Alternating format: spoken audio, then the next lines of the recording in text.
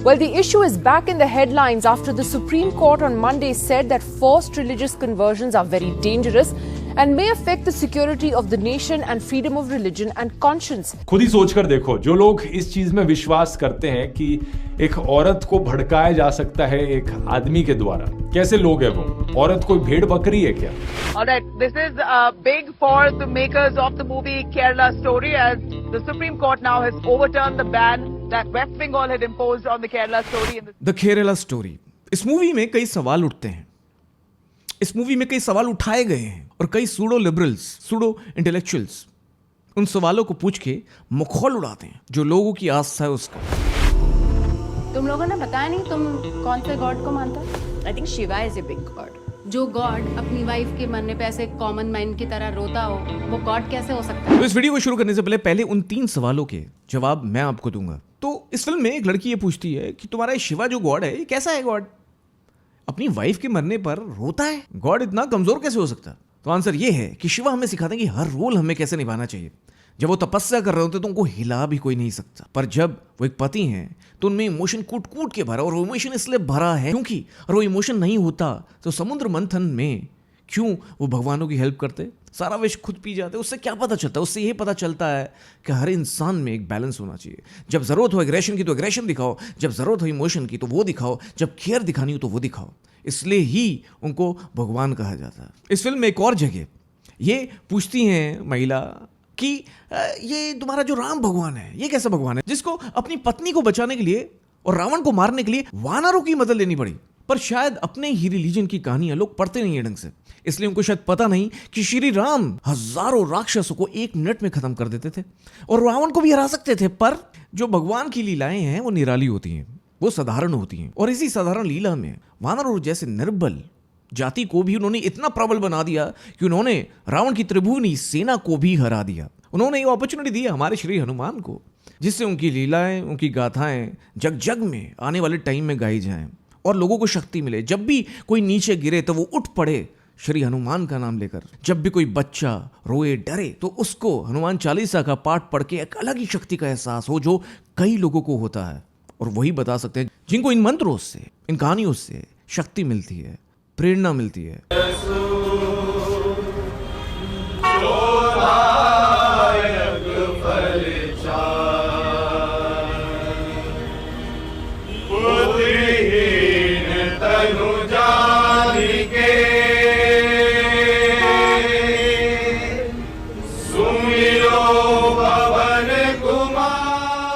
फिर एक और सवाल श्री कृष्ण के बारे में पूछा गया कि कैसा भगवान है तुम्हारा जो लड़कियों के साथ नाचता है जंगल में?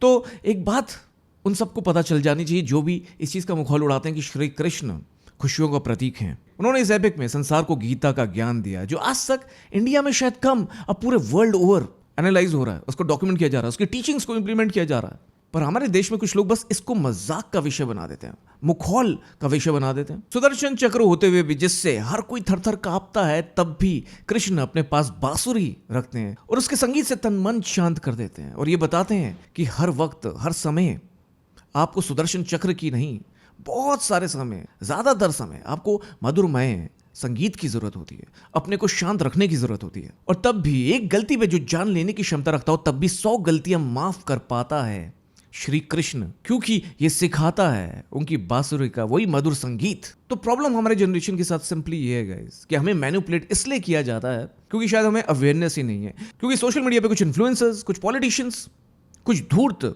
आपको धर्म के नाम पे लड़वाते हैं, एक धर्म को सही, एक धर्म को गलत बताते हैं, जबकि कंपटीशन धर्मों के बीच में तो कभी था ही नहीं, ना कभी होना चाहिए।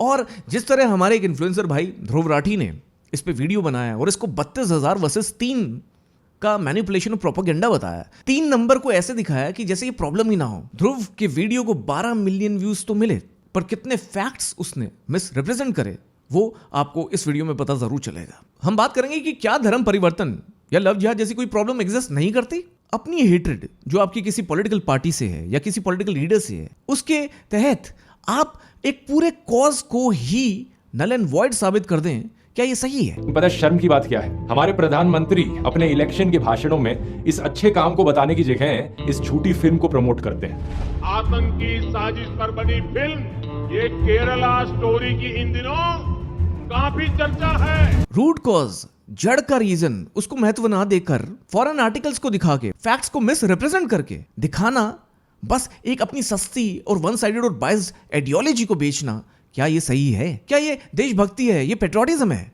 तो क्या है रियल फैक्ट्स? कौन से ऐसे फैक्ट्स हैं जो मिस रिप्रेजेंट हुए हैं ध्रुव राठी के वीडियो में?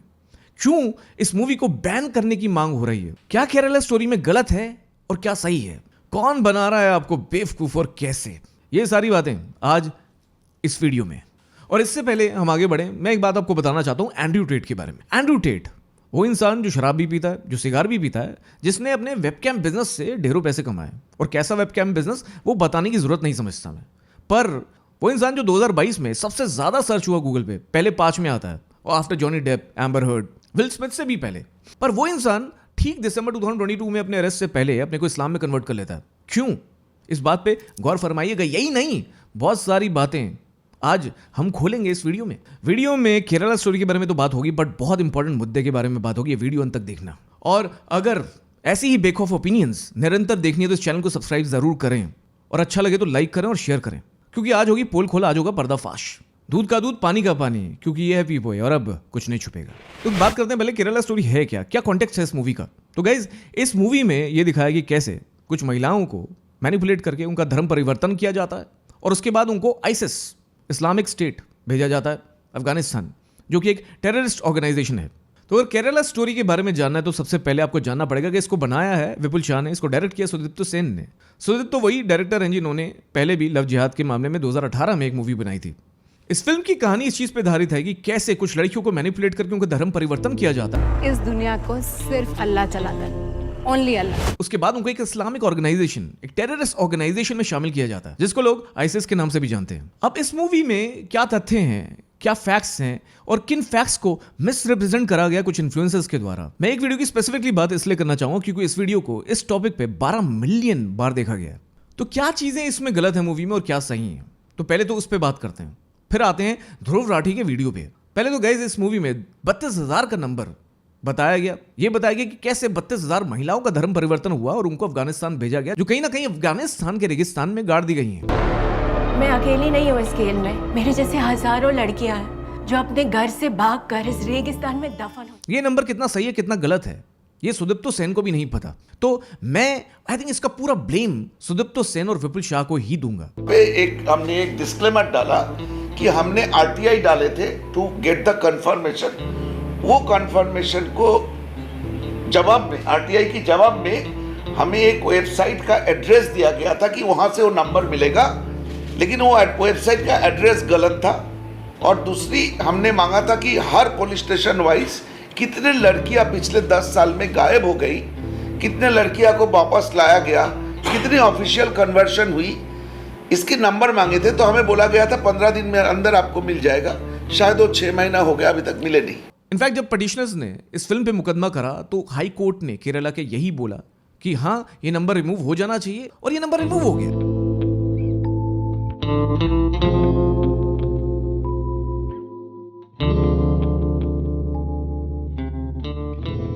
सवाल यहां पर ये उठता है कि ये प्रॉब्लम कितनी बड़ी है आखिर। फिल्म ने कहा कि 32,000 औरतों के साथ ऑलरेडी ऐसा किया जा चुका है केरला के अंदर। बट क्या इस मूवी में दिखाया गया, क्या वो जो रूट कॉज है, क्या वो गलत है? नहीं। बात नंबर की रही नहीं है। आपने जितने भी लोग फिल्म देख के आ रहे हैं और जो ट्वीट कर रहे हैं या इंस्टाग्राम पे लिख रहे हैं, व्हाट्सएप कर रहे हैं, क्या कोई भी नंबर की बात कर रहा है? लोगों को यह पता चल चुका है कि नंबर पे उलझाने की एक कोशिश थी। सवाल यहाँ पर ये उठता है कि ये प्रॉब्लम कितनी बड़ी है आखिर। फिल्म ने कहा कि 32,000 औरतों के साथ ऑलरेडी ऐसा किया जा चुका है केरला के अंदर, ताकि जो मेन मुद्दा है वो साइड पे रह जाए। तो क्या इस मूवी में दिखाया गया, क्या वो जो रूट कॉज है, क्या वो गलत है? नहीं। वो रूट कॉज, धर्म परिवर्तन, is something which we have seen over the ages. The Supreme Court on Monday said that forced religious conversions are very dangerous and may affect the security of the nation and freedom of religion and conscience. Nidhi ji, conversion केवल एक state की problem नहीं है, पूरे देश में हो रहा है। अनफॉर्चुनेटली कुछ स्टेट्स ने कानून बनाए हैं, कुछ नहीं बनाए। ये जो कन्वर्जन है ये मतलब अगर ये फोर्सफुल है, डिसीटफुल है या किसी तरीके का लालच दे के है या धोखा दे के है, वो कन्वर्जन नहीं है। इस देश में लोगों को राइट टू रिलीजन है, राइट टू कन्वर्जन नहीं है। हमें संविधान रीतियों का प्रोटेक्शन देता है, कुरीतियों का नहीं। आप ये चार्ट देखेंगे तो आप देखेंगे कि कैसे हमारे पूरे वर्ल्ड में किस रिलीजन का बोलबाला है। सबसे ऊपर है क्रिश्चियनिटी, उसके बाद इस्लाम और उसके बाद हिंदुइज्म, फिर बुद्धिज्म। हिंदुइज्म आप देखेंगे बस इंडिया में है, क्योंकि इंडिया ने कभी किसी पे दावा नहीं बोला। क्रिश्चियनिटी सबसे ज्यादा है क्योंकि यूरोप से लोगों को इन्वेजन करने का कुछ ज्यादा ही मन होता था, हर किसी के लैंड को हड़पने का कुछ ज्यादा ही मन होता था। हिंदुइज्म कभी भारत से बाहर गया ही नहीं, क्योंकि हमने कभी किसी को इन्वेट किया ही नहीं। अब देखेंगे कि कैसे हिंदू धर्म के ट्रेसेस कितनी पीछे जाके भी मिलते हैं, 2300 BCE। बाकी के धर्म कितनी बाद में है। क्रिश्चियनिटी 1st सेंचुरी में आया, इस्लाम 7th सेंचुरी में। पर आज के डेट में क्रिश्चियनिटी और इस्लाम दो सबसे बड़े रिलीजन्स हैं इस दुनिया के। ये बड़ी अजीब बात है, पर बड़ी प्राउड की बात भी है गाइस। पर आप देखेंगे यूरोपियंस ने हर जगह दावा भी बोला, हर जगह धर्म भी परिवर्तन किया, हर जगह जमीन भी हथियाई, और यही आप देखेंगे अफ्रीका में हुआ। और अगर आप ये चार्ट देखेंगे, इंडिया की स्टोरी देखेंगे, तो कैसे आप देखेंगे हिंदूज डिक्लाइन हो रहे हैं। ये क्या है? मेन कारण है धर्म परिवर्तन। कुछ डेटा है to back this up, evidence है? हमारे पास डेटा है, उसी डेटा को देख के सुप्रीम कोर्ट ने कहा कि नेशनल थ्रेट हो चुका है, नेशनल सिक्योरिटी के लिए बहुत बड़ा थ्रेट है, और उसको देखने के बाद ही सुप्रीम कोर्ट ने कहा है, जिसमें मैंने स्टेट वाइज दिए हैं और कुछ तो मैंने डिस्ट्रिक्ट वाइज दिए हैं।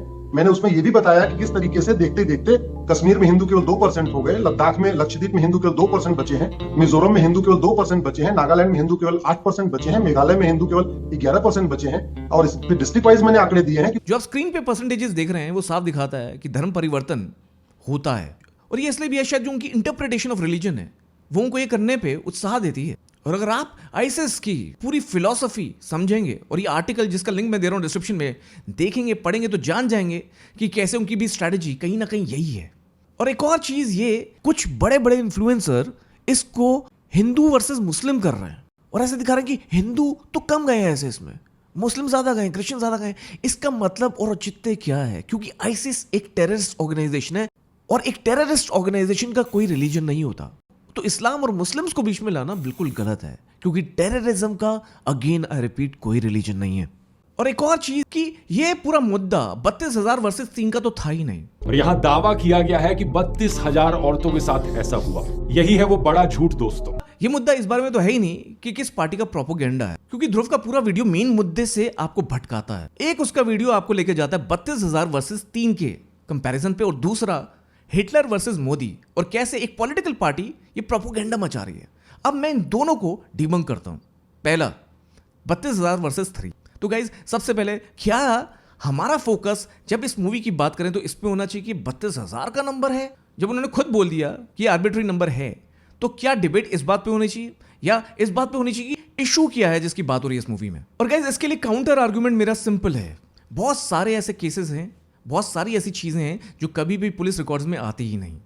तो क्या वो होती नहीं? How can you say that this number was only 3? और क्यों ध्रुव बार बार अपने वीडियो में ये बोलते हैं कि बस एक लड़की तो हिंदू थी, बाकी लड़कियां तो क्रिश्चियन थी या मुस्लिम थी? इन 6 औरतों में से 3 ऑलरेडी मुस्लिम थी, 2 ने कन्वर्ट किया क्रिश्चियनिटी से इस्लाम में, और 1 ने कन्वर्ट किया हिंदुइज्म से इस्लाम में। तो सिर्फ एक ही औरत यहाँ पर ओरिजिनली हिंदू थी, जिसका नाम था निमिषा नायर। फैक्ट्स को मिसरिप्रेजेंट करना कोई इंसाफ से सीखे। Why this is about Hindu versus Muslim? ये हिंदू मुस्लिम की बात ही नहीं है। किसी का भी धर्म परिवर्तन हुआ, कोई भी गया हो, but ultimately the problem is of manipulation. कैसे कुछ लोग आपको मैनिपुलेट करते हैं, कुछ लोग इनोसेंट लड़कियों को मैनिपुलेट करते हैं, और ये यहां नहीं हो रहा इंडिया में। इंडिया में तो बहुत कम है, पूरे वर्ल्ड ओवर हो रहा है। तो ये इशू बहुत इंपॉर्टेंट है, और ऐसा सिनेमा इसलिए बहुत ज्यादा इंपॉर्टेंट है। अमेरिका के ब्यूरो ऑफ काउंटर टेररिज्म ने कंट्री रिपोर्ट्स पब्लिश करी साल 2020 में। इन्होंने कहा सितंबर 2020 तक एनआईए ने 34 टेररिज्म के केसेस इन्वेस्टिगेट किए थे, और करीब 160 लोगों को इंडिया में अरेस्ट किया था आईसिस से रिलेटेड। और सुदीप्तो ने तो बोल दिया कि 32,000 का नंबर गलत है या आर्बिट्री है, पर 3 का नंबर आप कैसे कॉन्फिडेंट है? ठीक है, या 6 का नंबर या 300 का नंबर, आपको कैसे पता? डबल चेकिंग के लिए एक और सोर्स देख लेते हैं। ऑब्जर्वर रिसर्च फाउंडेशन ने एक पेपर पब्लिश किया था अक्टूबर 2019 में। इन्होंने कहा कि प्रो आईसिस केसेस 2014 और 2018 के बीच में इंडिया में थे करीब 180 से 200 के बीच। आपको कैसे पता कि बहुत सारी ऐसी लड़कियां हैं जो जिनका जब धर्म परिवर्तन होता है, जब लड़कियों को भिलाते हैं, फुसलाते हैं, और जब वो अपने माँ बाप को छोड़ देती हैं, तो आपको क्या पता, उनके पास शायद कोई चारा ही नहीं रह जाता, और पुलिस के पास जाना तो दूर, वो किसी को मुंह दिखाने भी लायक नहीं रहती। तो वो केस रजिस्टर कैसे होगा, वो रिकॉर्ड्स में आएगा कैसे? तो लव जिहाद का जब लॉ नहीं है, लव लव जिहाद के रिकॉर्ड जब आएंगे नहीं तो उसका डेटा कैसे दिखेगा?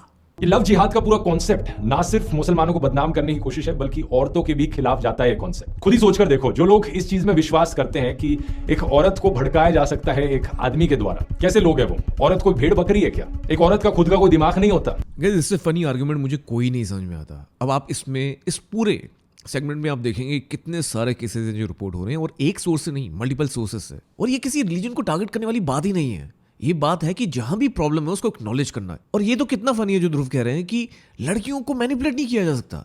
अब ये कौन सा रैशनल और कौन सा लॉजिक है, ये मुझे बिल्कुल नहीं समझ में आ रहा। लड़की हो, लड़का हो, बच्चा हो या बूढ़ा हो, हर कोई मैनिपुलेट हो जाता है। नहीं तो स्कैम्स नहीं होते इतने सारे। कितने स्कैम्स हैं जिसमें लोग बेवकूफ बन जाते हैं। It's not about gender, it's not about female और अ मेल। और मैं चाहूंगा आप इस बात का जवाब दें, अगर ये ध्रुव से पूछा जाए, वो लड़कियों को भेड़ बकरी कह रहे हैं। जो लोग इस चीज में विश्वास करते हैं कि एक औरत को भड़काया जा सकता है एक आदमी के द्वारा, कैसे लोग हैं वो? औरत कोई भेड़ बकरी है क्या? एक औरत का खुद का कोई दिमाग नहीं होता? कोई भी आकर कुछ भी कहेगा, औरत भेड़ बकरियों की तरह इधर उधर चलती चली जाएंगी। ये बोल रहे हैं कि लड़कियों को स्कैम कैसे करा जा सकता है, लड़कियों को मैनिपुलेट कैसे किया जा सकता है। एक बात बताओ, जब टॉप बॉलीवुड एक्ट्रेस को सुकेश चंद्रशेखर जैसा इंसान कौन कर सकता है, तो वो लड़की जो कभी घर से निकली नहीं है या अपने गांव से बाहर नहीं निकली है, उसको एक्सपोजर नहीं है, तो उसको स्कैम कैसे नहीं किया जा सकता, मैनिपुलेट कैसे नहीं किया जा सकता? ध्रुव राठी मैं आपसे पूछना चाहता हूं। और अगर ऐसे किस्से नहीं है, ऐसी कोई मूवमेंट्स नहीं है, तो क्यों हाई कोर्ट ने केरला के इतने टाइम पहले 2009 में ये जजमेंट दी कि लव जिहाद को कंट्रोल होना चाहिए?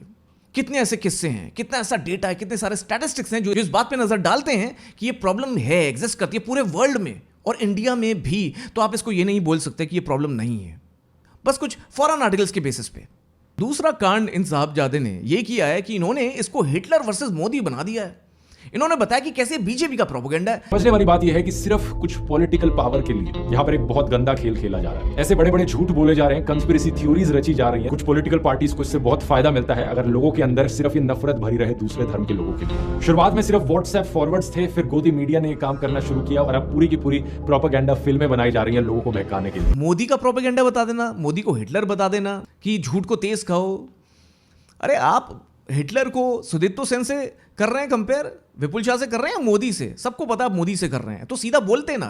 बट अगर आप हिटलर की बात कर रहे हो तो ये समझ जाइए कि यहां एक्चुअली बड़ा झूठ नंबर का नहीं है। तो यहां जिस बड़े झूठ की बात आप कर रहे हैं 32,000 उसको साइड में रख दीजिए।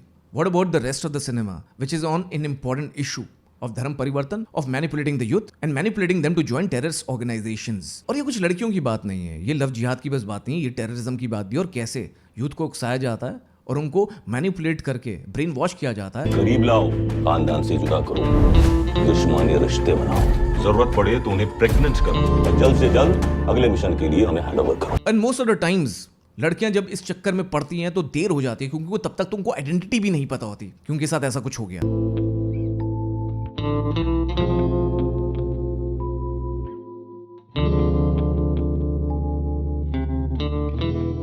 तब तक उनके बच्चे भी हो चुके होते, शादी भी हो चुकी होती है और उनके पास कोई भी और ऑप्शन नहीं होता। और इसलिए 95% तो रिकॉर्ड्स बनते ही नहीं officially.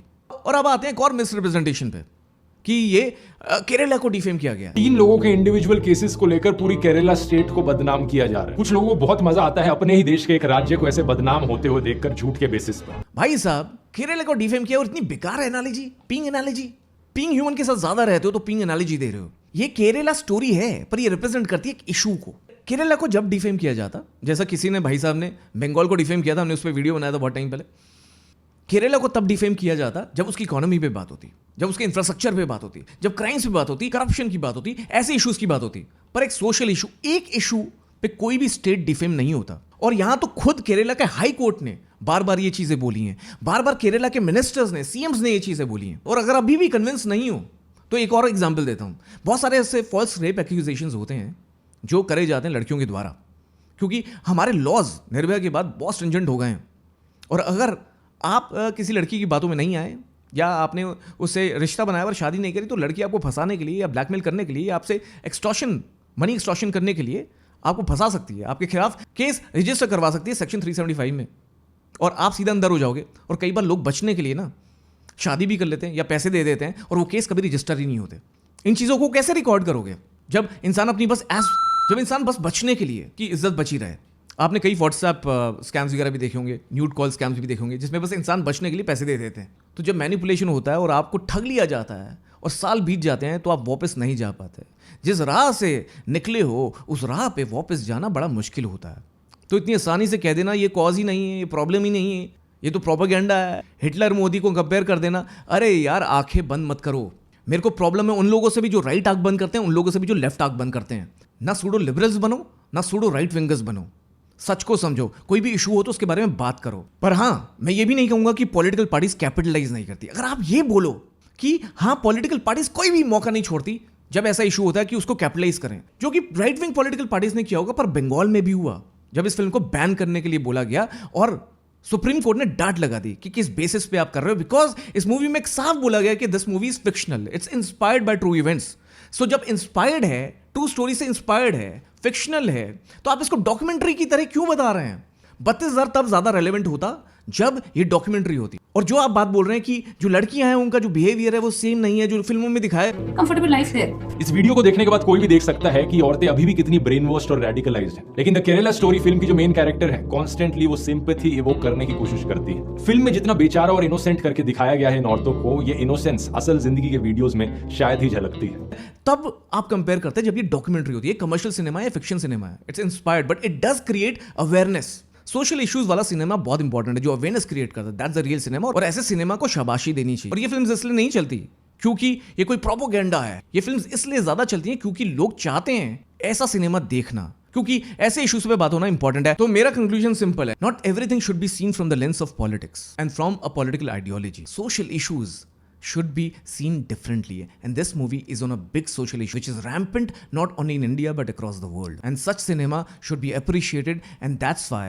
I think the movie deserves all the credit and all the success, all the box office results. और जैसे केरला कोर्ट ने फटकार लगाई थी उन पेटिशनर्स को कि आपने तो मूवी नहीं देखी, आप क्या पिटीशन डाल रहे हो, ऐसे ही मैं चाहता हूं जिसने नहीं देखी, उन 12 मिलियन लोगों ने अगर नहीं देखी तो देख लेना इस मूवी को, स्पेशली पार्ट 2 में। जब वो जो लड़की है जब अपने माँ बाप के पास वापस लौटती है तो वो पूछती है कि आपने हमें कुछ सिखाया क्यों नहीं, अपने धर्म के बारे में सिखाया नहीं। क्योंकि जब भी किसी ने हमसे सवाल पूछे वो जवाब आपने हमें क्यों नहीं दिए। तो मेरा सवाल आप लोगों से, ऐसे यूथ से है जो सवाल अपने माँ बाप से पूछता है और आंसर्स की होप करता है, एक्सपेक्टेशन करता है, और उनको ही रिडिक्यूल करता है, उनके पास जवाब ना हो। मैं चाहता हूं आप अपनी ओनरशिप खुद लें। जवाब सारे हैं। जो मुस्लिम है वो कुरान में जवाब ढूंढे, जो क्रिश्चियन है वो बाइबल में, जो सिख है वो गुरु ग्रंथ साहिब में, और जो हिंदू है वो गीता में, वेद पुराण में। जिस जगह पैदा हुए वो किसी वजह से पैदा हुए, उस धर्म को एम्ब्रेस करो, उस धर्म को पहले समझो, क्योंकि समझ जाओगे तो किसी के बाप में दम नहीं होगा कि आपको भड़का सके धर्म के नाम पे। क्योंकि धर्म हमें कभी लड़ना नहीं सिखाता, किसी और के धर्म को नीचे गिराना नहीं सिखाता, अपने धर्म को एम्ब्रेस करके उस टीचिंग्स को अपनी लाइफ में इंप्लीमेंट करना सिखाता है। तो अपनी नॉलेज की बागडोर अपने हाथ में लो, 12 मिलियन बार किसी और को ना दो। जो अपने रिलीजन को समझ जाएगा वो किसी और रिलीजन में कन्वर्ट ही नहीं होगा, क्योंकि वो अपने रिलीजन को, हर रिलीजन को अपनी ग्रोथ और डेवलपमेंट के लिए यूज करके लिवरेज करेगा। वो और बात है कि कुछ एंड्रू टेट भी होते हैं जो बस पावर और मनी चाहते हैं और मैनिपुलेट करना चाहते हैं, बचना चाहते हैं अपने कुकर्मों से, और इसलिए ही रास्ता ढूंढते हैं। और ऐसे रास्तों की जगह उन्हीं को पड़ती है जो स्टेशन पे देर से आते हैं। पर आपके पास अभी भी टाइम है, गाड़ी अभी छूटी नहीं है, सवार हो जाओ। अदा, मेरा पहला सवाल आप ही से है, आप किसी विक्टिम से खुद मिली? आज आपकी फिल्म पर सच्चाई का सबूत मांगा जा रहा है। विक्टिम से भी मिली हूँ, एंड सुदीप्तो सर ने 7 साल से रिसर्च किया है ये subject, so he has put all his proof for us ये शूट स्टार्ट होने से पहले। And I feel very sad कि लोग प्रूफ मांग रहे हैं लड़कियों की लाइफ के बारे में, जो वी टॉकिंग अबाउट गर्ल्स, उनका पेन, जो लोग फोर्सफुली मैनिपुलेटेड कन्वर्जन से गई है Syria, what all they have gone through, और यहाँ हम लोग लाइक एक नंबर के लिए लड़ रहे हैं। ये फिल्म क्यों बनाई आपने? 3 साल पहले जब सुदीप्तो दादा ने मुझे ये कहानी सुनाई तो it was a very instinctive decision कि ये फिल्म तो मैं जरूर बनाऊंगा। मैं जब पहली बार ये कहानी सुन रहा था तो मैं रो पड़ा था। और ये प्रॉब्लम जैसे जैसे हम रिसर्च करते गए हमें पता चला कि ये प्रॉब्लम सिर्फ केरला का नहीं है, पूरे भारत का है। पर क्योंकि ये स्टोरी जो है वो केरला की 3 लड़कियों के आसपास है, इसलिए केरला स्टोरी। विपुल जी, क्या आप तैयार हैं इस बात के लिए कि कहा जाएगा कर्नाटक में चुनाव है इसीलिए आपने ये फिल्म बनाई है, ऐसे आरोप लग रहे हैं आप पे? मुझे हंसी इसलिए आती है कि ये फिल्म सुदीप्तो दादा ने इस सब्जेक्ट पे 7 साल से काम करना शुरू किया, मैंने 3 साल से। 3 साल पहले मुझे पता था कि इस दिन कर्नाटक में इलेक्शन होने वाले हैं और इसीलिए मुझे ये फिल्म बनानी चाहिए। इससे ज्यादा इलॉजिकल। लेकिन अगर आप फिल्म बनाएंगे ना, उस फिल्म में मेरी बेटी को जिसने मारा है उसको फोटो दिखा दीजिएगा, बस यही था मेरे लिए ट्रिगर पॉइंट। सॉरी। और आप चाहते कि मैं ऐसी वीडियोस के लिए और मोटिवेटेड हूं और ऐसी वीडियोस आपके सामने लाऊं, तो मेरा टारगेट आप सबको है 1 लाख लाइक्स का। आपने 25,000 लाइक्स करे पोस्ट पे, हमने वीडियो किया, और अब आप इस वीडियो को शेयर करिए इतना कि वो सारे लोग समझ जाएं कि वो 1 मिलियन है तो हम भी 1 लाख तो हैं। तो 1 लाख लाइक मुझे इस वीडियो पे चाहिए आप सबसे, और हर कोई जो इस वीडियो से प्रभावित है वो शेयर जरूर करें। इस चैनल को सब्सक्राइब जरूर करना, नोटिफिकेशंस ऑन कर लेना, क्योंकि आगे वीडियोस और ऐसे आने वाले हैं जो आपके सामने अनबायस्ड पर्सपेक्टिव, बेखौफ ओपिनियन खोल खोल के रखेंगे। क्योंकि मैं हूं आकाश, आप देख रहे हैं पीपल, अब कुछ नहीं छुपेगा।